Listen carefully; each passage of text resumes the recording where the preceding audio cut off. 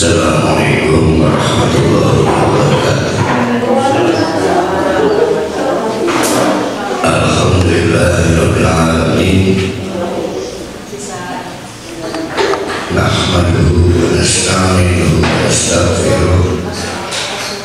Wa na'udzu billahi min shururi anfusina wa min sayyiati a'malina.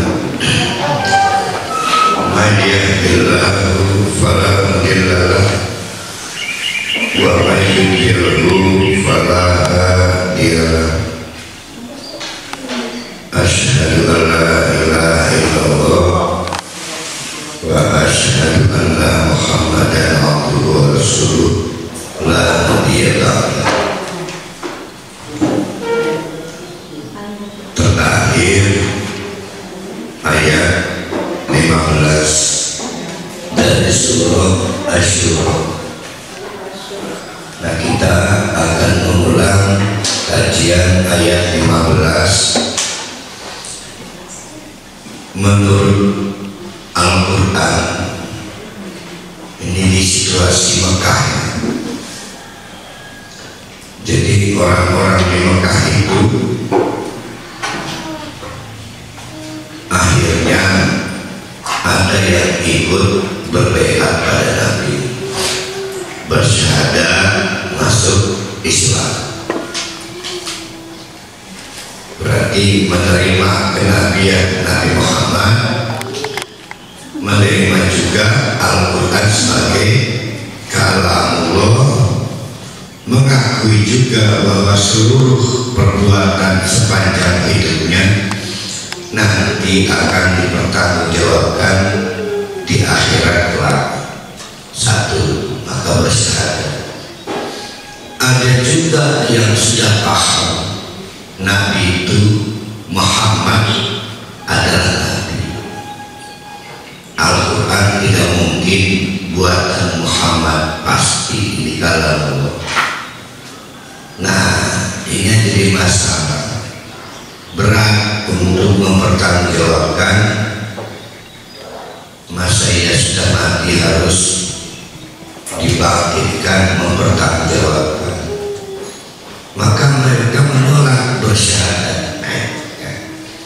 Itulah yang dimaksud wa ma tafarraqu illa min ba'di ma ja'ahumul ilmu baghyan bainahum. Mereka pada dasarnya sudah cukup pengetahuan tentang Islam, tapi baghyan bainahum, mereka dengan keangkuhan, dengan kesombongan memilih lebih baik berpisah jalan, bermusuhan. Karena fakta-fakta seperti itu, maka timbullah konsep dakwah. Ayat 15 kan, falidzalika fad'u. Itulah karenanya hai Muhammad, berdakwahlah kamu. Kalau Allah mau bisa semuanya diseragamkan jadi mukmin, tapi kan tidak begitu. Nah, di situ kewajiban berdakwah. Wastaqim kama umirtu, dan konsistenlah engkau hai Muhammad sebagaimana aku perintahkan hal yang sama kepada nabi-nabi sebelum engkau, rasul-rasul sebelum engkau. Wala tattabi' ahwa'ahum. Hai Muhammad, lebih dari itu, di tengah-tengah dakwah jangan mau terperdaya dengan hawa nafsu mereka. Apa hawa nafsu mereka itu? Dari 3 aspek pokok tadi. Oke, kami mengakui Muhammad adalah Nabi. 2, kami mengakui bahwa Al-Quran adalah kalamullah. Tapi yang ketiga adalah, apalagi yang keempat, yaitu bersyahadat. Kami masih khawatir akan ada madorot apabila kami tidak menyembah berhala. Itulah yang dimaksud dengan ahum. Jangan mau terperdaya dengan hawa nafsu mereka. Hawa nafsu orang-orang musyrik di Mekah pada saat itu mungkin gambarannya kayak toleransi sekarang. Jadi Jepang seduluran apa itu ya. Karena Mekah ini kan apa ya, kota kecil. Kalau Buneng, saya suami orang Bogor, aduh kan. Ada yang suami istri orang Manado. Mekah masuk ke situ aja. Tidak luas kekerabatannya sampai ke Madinah, ke Syam, sehingga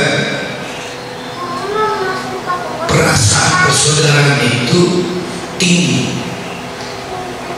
Ya udah sih, dia makan bareng di sini, hidup di sini, apa sih yang mau diributin? Barengan aja. Kamu boleh melaksanakan agama kamu, gantian. Kurang lebih begitulah ya. Jadi tapi saya ingin mencatat kata kuncinya ya, karena tadi malam videonya masih banyak. Itu kan wala tattabi' ahwa'ahum.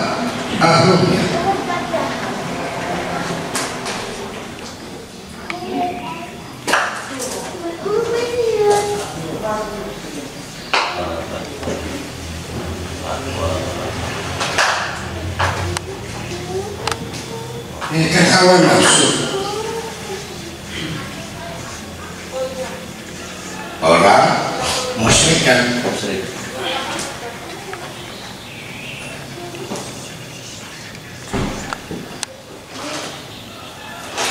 orang musyrik itu hawa nafsunya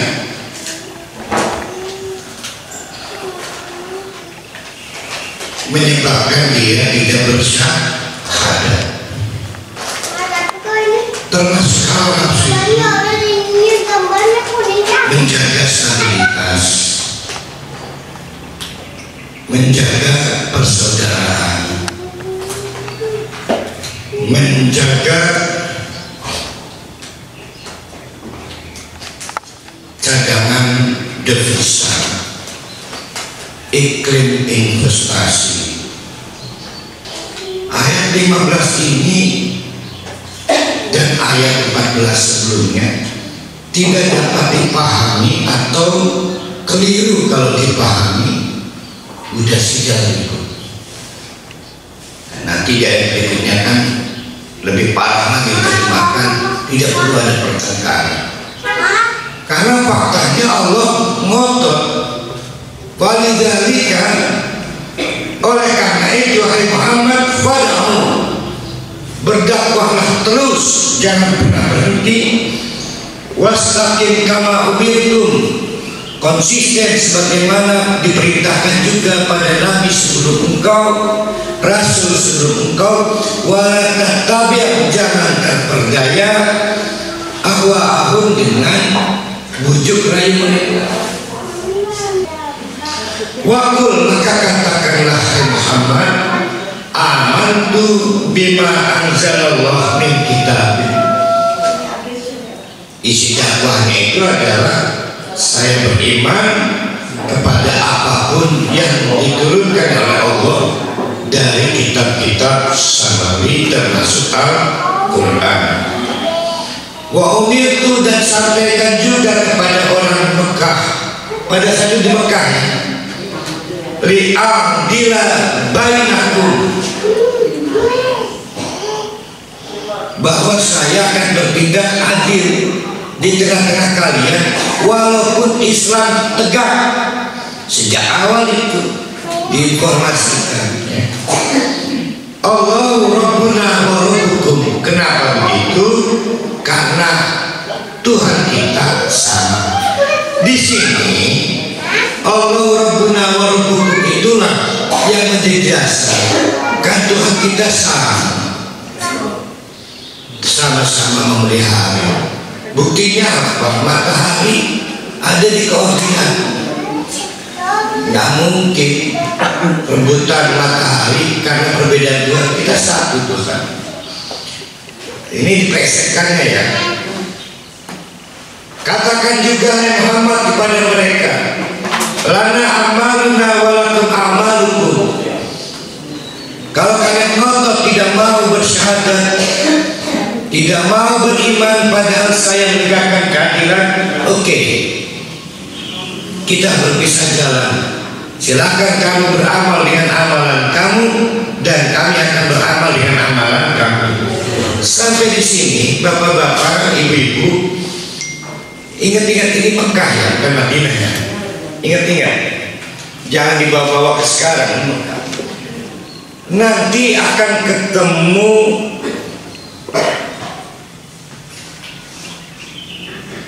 jadi Nabi itu diminta oleh Allah ngomong, saya tidak minta upah, saya minta tolong doang, jangan ganggu, jangan intimidasi kerabat saya.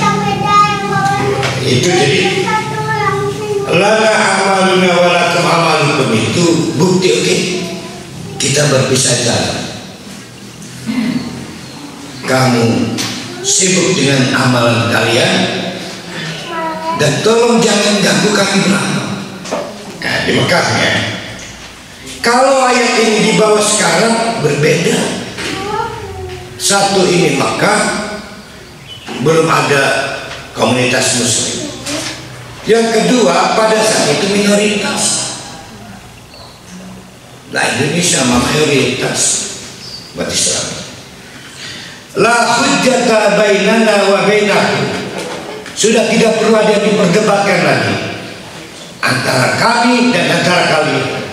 Tidak perlu tawar menawar, besok Islam, besok lusanya mukmin, gantian.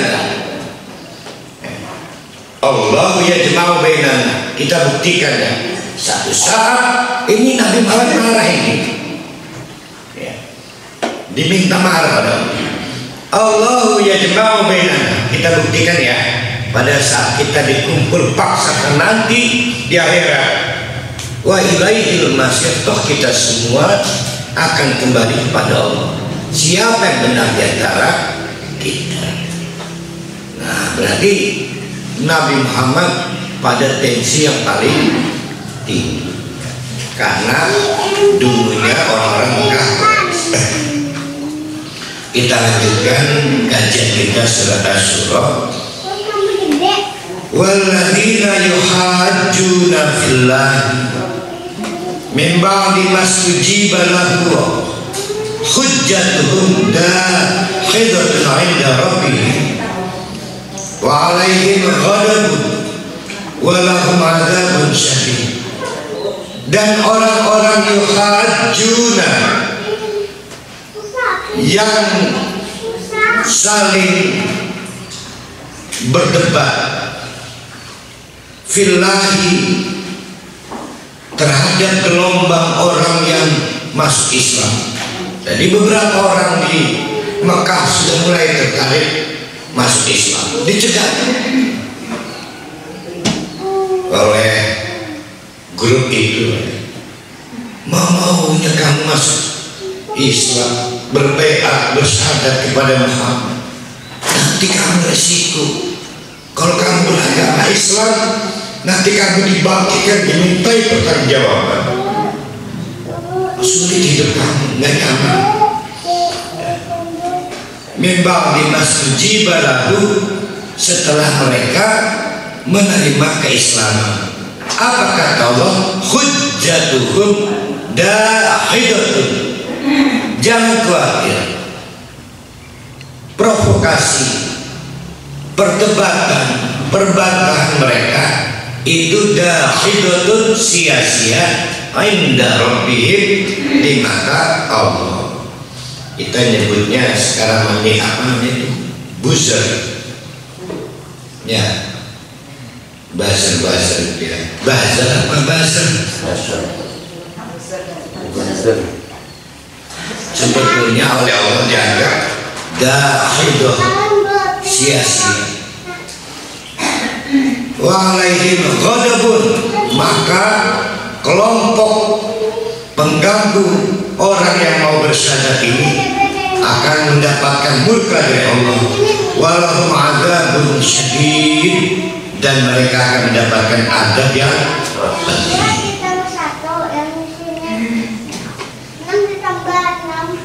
Kenapa di sisi Allah provokasi mereka disebut dahidah, sia-sia?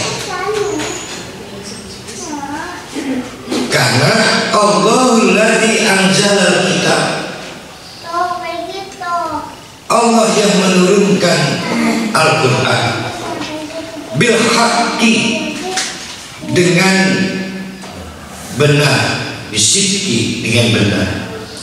Wal mizan, Allah juga menurunkan neraca, timbangan. Ketika orang itu bersyahadat, karena Allah menurunkan Al-Quran kemudian bersyahadat, maka Allah juga menurunkan Al-Mizan. Jadi enak Al-Quran itu buat kita. Al-Mizan, neraca,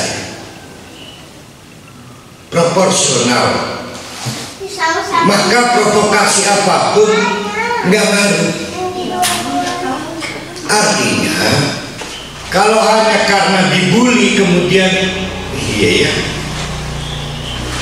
bertegar kunut ya, itu namanya belum dapat Al-Mizan, belum dapat neraca. Nah dari lagi belum dapat kaidah ilmunya. Ditawari uang, akhirnya mau maksiat, mau zina. Nah itu membuktikan dia belum menerima faedah Quran dan faedah neraca.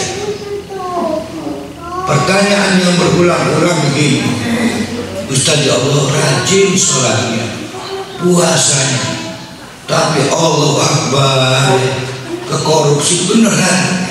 Itu pertanyaan berulang-ulang. Saya inginnya kalau boleh sebenarnya mereka nggak sholat. Nanti akan dijawab di ayat berikutnya ya, yang sering saya ulang-ulang. Mereka sebenarnya nggak sholat karena sholat yang sebenarnya itu takut pada akhirat. Mereka sholat karena takut ada urusan dunia nggak beres.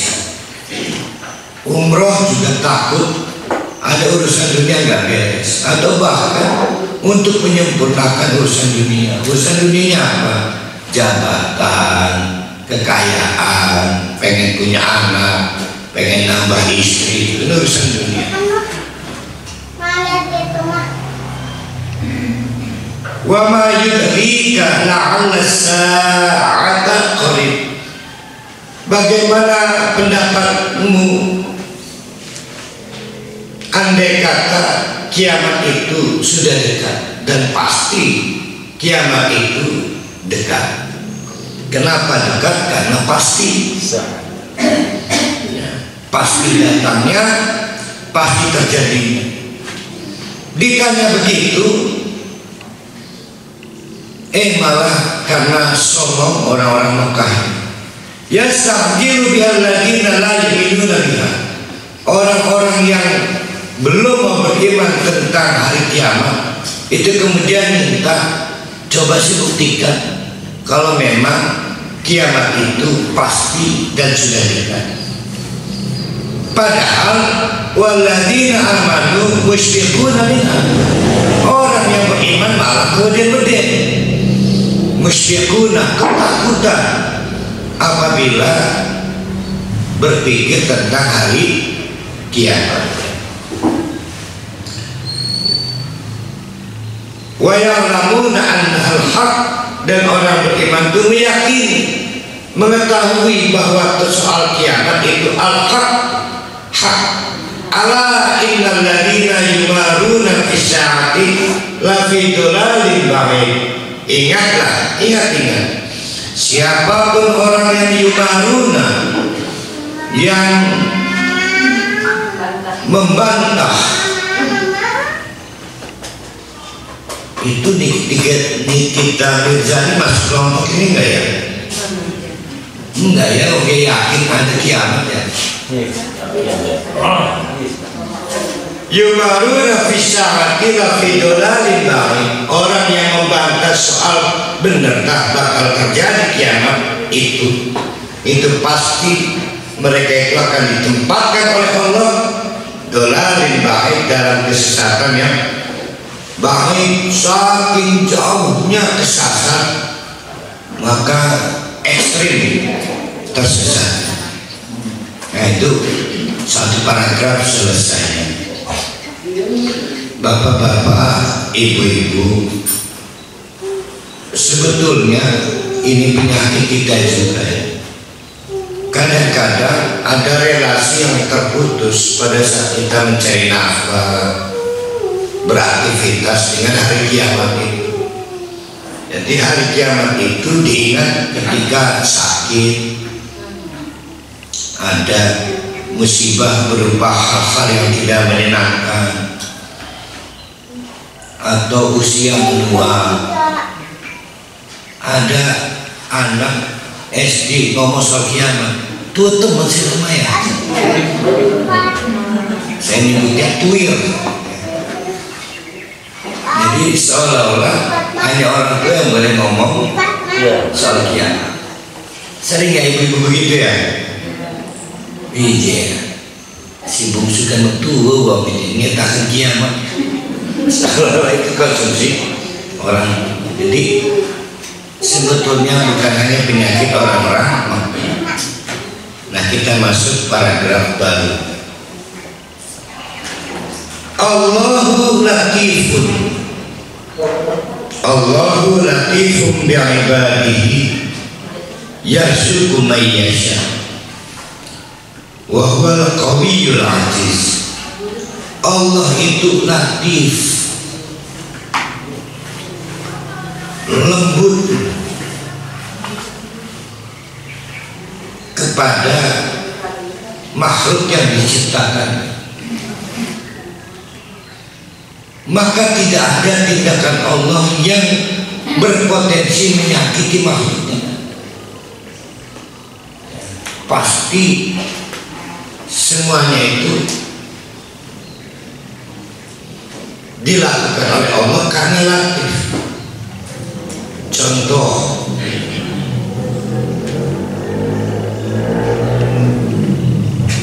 Pak Jamal oleh Allah hanya diberi satu istri. Itu karena Allah itu latif. Mungkin kalau diberi dua istri, acak-acakan rumah tangga. Itu latifnya Allah. Semua hal yang ada di muka bumi ini itu adalah wujud latifnya Allah. Apa buktinya? Buktinya adalah yarzuqu man yasha. Kemarin udah dibahas ya. Yarzuqu man, Allah memberikan rezeki man kepada siapapun yasha. Berarti apa terjemahannya?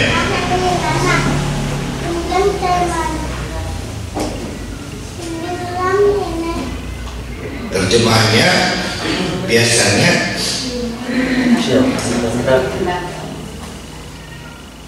ya berarti yang terpilih dia. Allah hanya akan memberikan rezeki kepada siapapun yang sesuai dengan kehendak Allah. Kalau mau dapat rezeki, sesuaikan diri kita agar pas dengan kehendak Allah. Sesuaikan keadaan kita agar pas dengan kehendak Allah.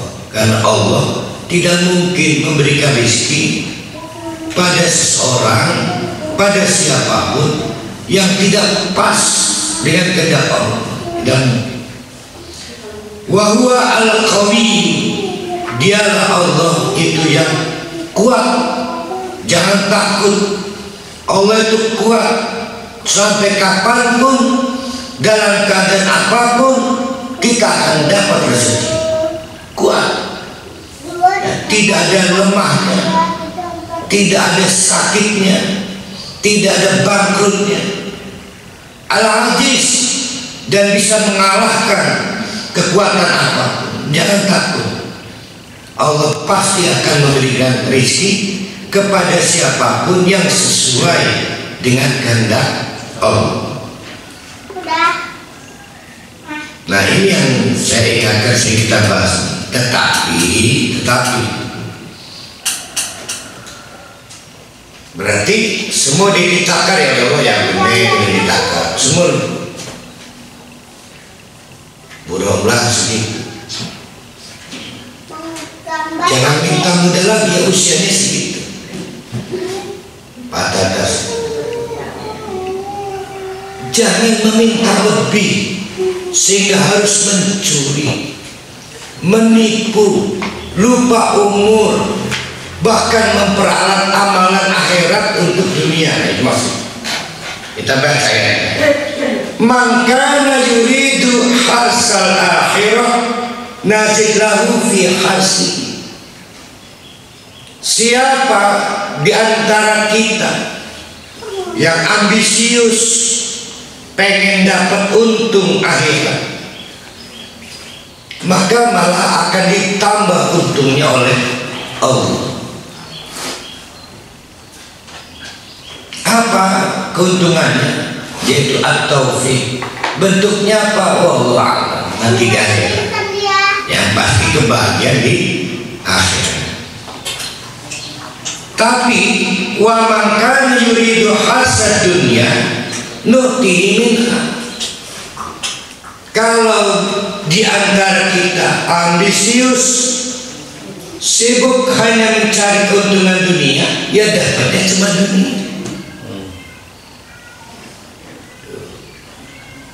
Sholat tapi untuk dunia, ya gak dapat akhirnya. Hanya untuk dunia. Wa ma lahu fil akhirati min nasib. Walaupun sholat, walaupun umrah, walaupun setiap Jumat katanya berbagi sedekah di alun-alun 50 box per hari Jumat. Wa ma lahu fil akhirati min nasib, enggak dapat bagian upah di akhirat. Percaya ya. Wa ma lahu fil akhirati min nasib, enggak akan dapat upah.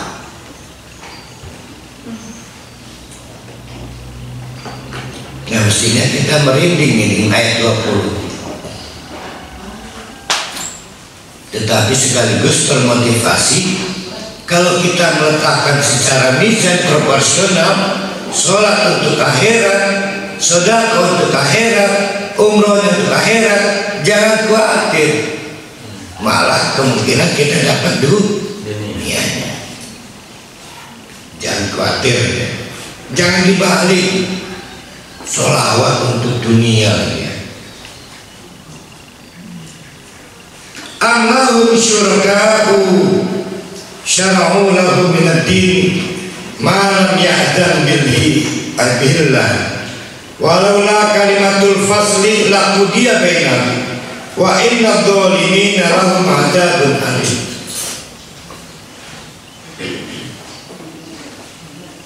Apakah mereka itu akan berasosiasi, bersepakat dengan kekuatan otoritas yang tidak mendapatkan izin dari Allah? Semua ada aturan mainnya dari Allah. Bahkan izin itu didapatkan juga oleh orang kafir. Kalau cuma ingin kaya, orang kaya dapat izin, orang kafir dapat izin kaya. Kalau cuma ingin harmonis, orang kafir dapat izin juga dari Allah untuk harmonis. Nggak perlu sholat, nggak perlu zakat, nggak perlu sholawat 1000 kali, 700 kali, nggak perlu sholat Tuhan. Tapi mereka tekan kontrak, saya rela nggak ada bagian di akhirat. Kita kan maunya dua, ya dunia ya akhirat.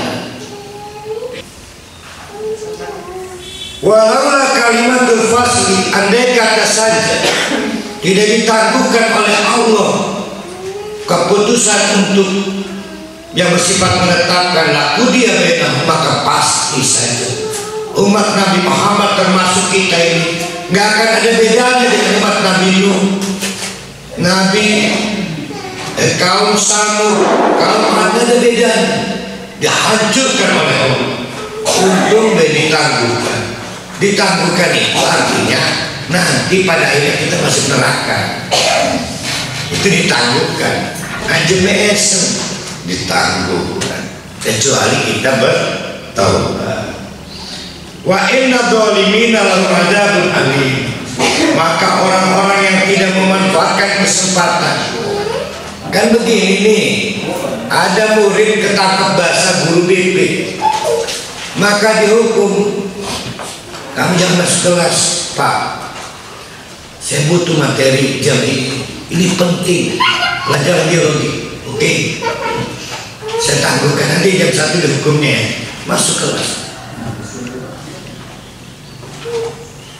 Nah, selama berapa jam, 3 jam, tidak ada rasa penyesalan, menyiksa diri. Guru BP ngamati, kurang ajar itu murid ini, rupanya nggak ada penyesalan.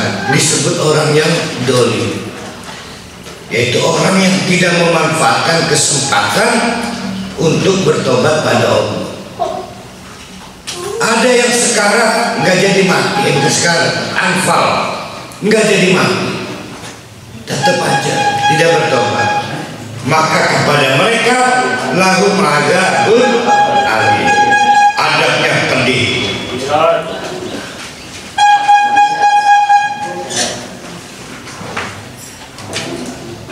Kalau kalian akan melihat orang-orang yang tidak memanfaatkan waktu untuk bertobat, momentum untuk bertobat, udah ditegur sakit, udah ditegur banyak hal, sudah diberi nasihat, apa yang akan kita lihat, yang akan kalian lihat, orang-orang itu musyrikina mimma kasabu, akhirnya ketakutan begitu melihat apa yang pernah dilakukannya pada waktu di dunia, wa huwa waqi'un bihim, dan orang itu akan jatuh di dalamnya bersama mereka. Walladzina amanu wa amilus solihati fi rawdatil jannah. Tetapi lawannya dolim nih, orang-orang yang konsisten beriman dan beramal soleh, maka akan ditempatkan oleh Allah di Rawdatul Jannah, kebun-kebun surga. Lahum ma yasha'una 'inda rabbihim, apapun yang dikemaui, yang diinginkan, maka akan didapatkan dari sisi Allah. Itulah yang dimaksud dengan Al-Fadlul Kabir. Kalau disebut Al-Fadlul Kabir, amalannya tidak seberapa, lalu bertobat ujung waktu, berkonsisten walaupun sisa waktunya ini ternyata dikit, mungkin sehari, 2 hari, mungkin setahun, 2 tahun, Allah SWT, tapi tetap disebut Al-Fadlul Kabir. Dzalikal ladzi yubasyirullahu ibadahu alladzina amanu wa 'amilus shalihat. Qul, katakanlah saya Muhammad, la as'alukum 'alaihi ajran illa al-mawaddata fil qurba. Nah, ini perlu panjang penjelasan. Di tengah-tengah intimidasi orang-orang Mekah, tindakan-tindakan yang tidak patut dilakukan orang-orang musyrik kepada Nabi. Maka Nabi ngomong setelah memberi kabar gembira, hei, kalau kalian memilih beriman beramal soleh, pasti kalian akan mendapatkan surga. Maka Nabi Muhammad diminta oleh Allah ngomong, saya tidak minta upah dari dakwah ini, cuma minta tolong